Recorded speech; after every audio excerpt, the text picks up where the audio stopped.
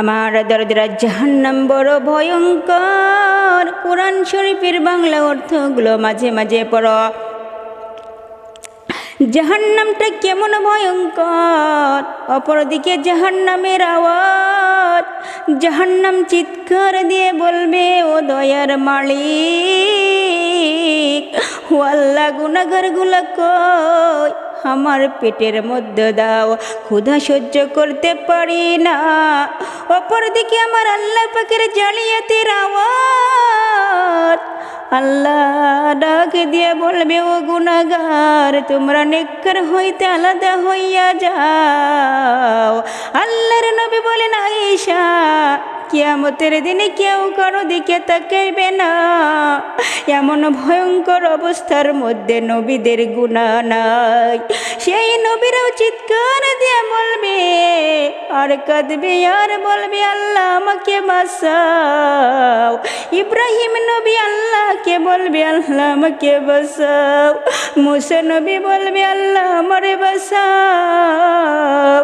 আদম নবী ডেকে বলবে, আল্লাহ আমাকে বাঁচাও। আয়েশা রাদিয়াল্লাহু তাআলা আনহা ডেকে বলেন, তখন আপনি কি করবেন? আপনি তো দুজাহানের সরদার। মায়ের নবী ডেকে বলে, আয়েশা, তখন আমি মাই আল্লাহর মাকামে মাহমুদে সিজদায় পড়ে কাঁদব। আমি একবার বলবো না, আল্লাহ আমাকে বাঁচাও। আমি মুহাম্মদ বলবো, আল্লাহ আমার গুনাহগার উম্মতেরা যেন জাহান্নামে না যায়। আল্লাহ বলবেন, ও নবী, মাথা উঠান, আপনার উম্মতকে বাছাই করে জান্নাতে নিয়ে যান। আমি তখন আমার উম্মতকে জান্নাতের দরজায় নিয়ে যাব। আয়েশা রাদিয়াল্লাহু তাআলা আনহা ডেকে বলেন, ও নবীজি, আপনি কোটি কোটি সহস্রের ভিতরে কেমনে মানুষগুলোকে চিনবেন? আমার উম্মতকে কেমনে চিনবেন? আল্লাহর নবী বলেন, আয়েশা, আমার যারা আসল উম্মত, মুহাম্মাদের উম্মত, তারা 5 বেলা রোজু বানাইয়া নামাজে পড়বে। হাসরের ময়দানে তাদের অংশগুলো নূরের আলোয় ঝলমল করতে থাকবে। আমি নবী দেখে দেখে বেছে বেছে জান্নাতের মধ্যে নিয়ে যাব।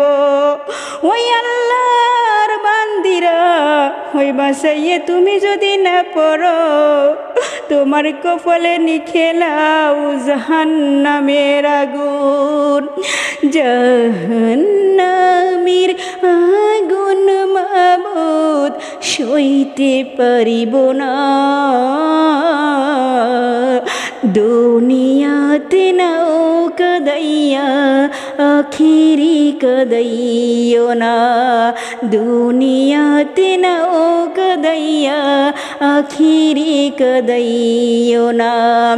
জাহান্নামের আগুন মাবুদ সইতে পারিব না। দুনিয়াতে নাও কাদাইয়া আখিরি কাদাইও না।